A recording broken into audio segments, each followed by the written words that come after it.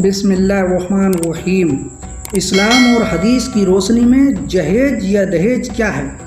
मोहतरम अजीज़ दोस्तों, दहेज एक तरह की प्रथा है जो आजकल के समाज में एक धंधा सा बन गया है और ये धंधा बड़ी तेज़ी से फैल रहा है। जैसे जैसे महंगाई बढ़ रही है, जहेज की कीमत भी बढ़ती जा रही है।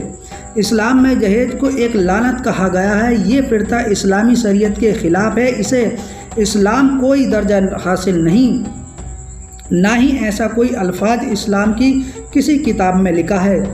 दहेज का मतलब, आज के ज़माने में दहेज का मतलब अपनी बेटी या दामाद को शादी के वक्त कुछ सामान या संपत्ति अपनी हैसियत के मुताबिक देना दहेज कहलाता है। इसका मतलब ये नहीं है कि आपको देना ही है।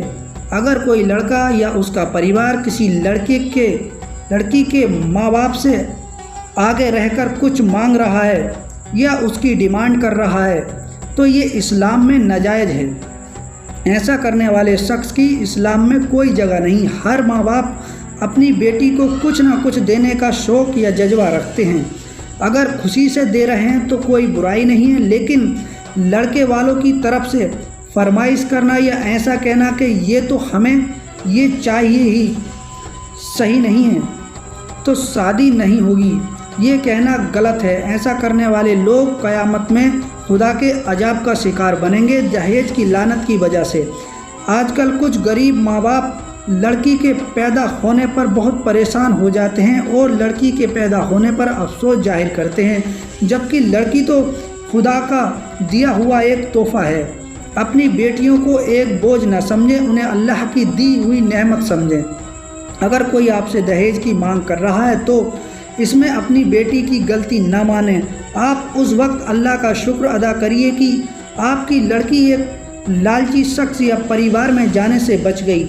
ऐसे घरों में शादी हरगिज ना करें जहां आपसे दहेज की मांग की जाए। क्या कहती है हदीस? एक हदीस के मुताबिक रहमते आलम पैगंबर हज़रत मोहम्मद सल्लल्लाहु अलैहि वसल्लम ने भी अपनी बेटी को घर गृहस्थी के कुछ सामान दिए थे।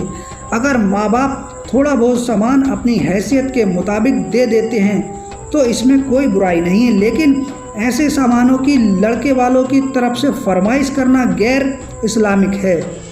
इस्लाम में महर की बात ज़रूर की गई है जो कि लड़के वाले देते हैं। दहेज नाम का कोई शब्द इस्लाम में कहीं नहीं आया है। एक बाप अपनी बेटी को किसी और परिवार के हवाले कर रहा है, वही बड़ी बात है। बाकी कौन माँ बाप चाहते हैं कि अपनी बच्ची को उनकी आंखों से दूर रखें?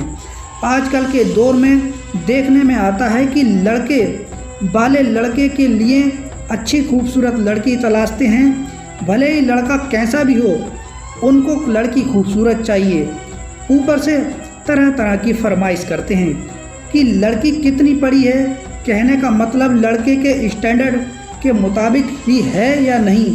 लड़का चाहे आवारा ही क्यों ना हो या बेरोजगार हो, ऊपर से लड़की के बाप की हैसियत भी देखते हैं कि बाप इतना दहेज देने के लायक है भी या नहीं। अगर नहीं है तो लोग उस घर में शादी नहीं करते, भले ही लड़की कितनी भी खूबसूरत या नमाजी परहेजगार हो।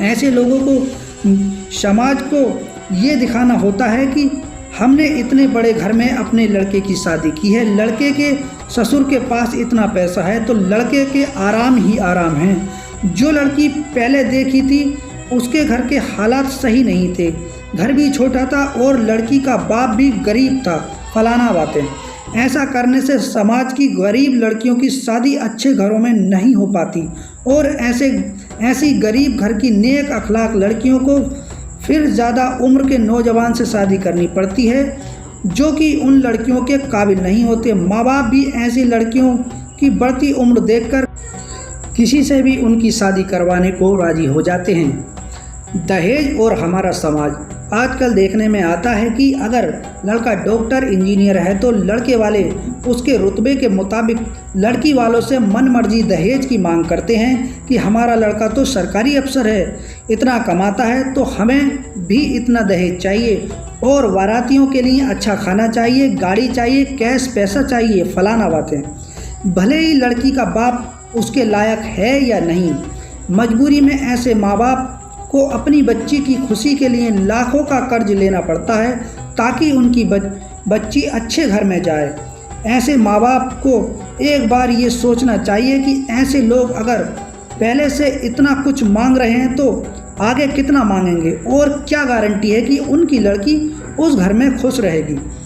हो सकता है भले ही लड़का सरकारी नौकरी में है या बड़ा बिजनेस करता है, लेकिन शराबी हो या आवारा किस्म का लड़का हो और शादी के बाद आपकी बेटी के साथ मारपीट करे और उसकी ज़िंदगी हराम कर दे। इसलिए हर माँ बाप को चाहिए कि अपनी बेटियां का रिश्ता पैसा देखकर नहीं करें। कौम में ऐसे कई लड़के मिल जाएंगे जो भले ही कमाई करते हों, लेकिन हो सकता है वहाँ आपकी बेटी ज़िंदगी भर खुश रहे, क्योंकि खुशी सिर्फ प्यार से आती है। अगर ज़िंदगी में प्यार नहीं है तो पैसा भी किस काम का। अगर दो लोगों में प्यार नहीं है तो कितना भी पैसा वाला हो, वहाँ आपकी लड़की खुश नहीं रह सकती। दूसरी ज़रूरी बात, जब आप अपनी लड़की की शादी करें तो उसे एक बात ज़रूर बताएं कि हमने अच्छा लड़का देखकर तुम्हारी शादी की है। अगर यही उम्मीद करते हैं कि ये लड़का तुम्हें ज़िंदगी भर खुश रखेगा, अगर ख़राब निकल जाता है तो घर के दरवाजे तुम्हारे लिए ज़िंदगी भर के लिए खुले हैं। इस दहेज ने ना जाने कितनी लड़कियों की ज़िंदगी तबाह कर दी।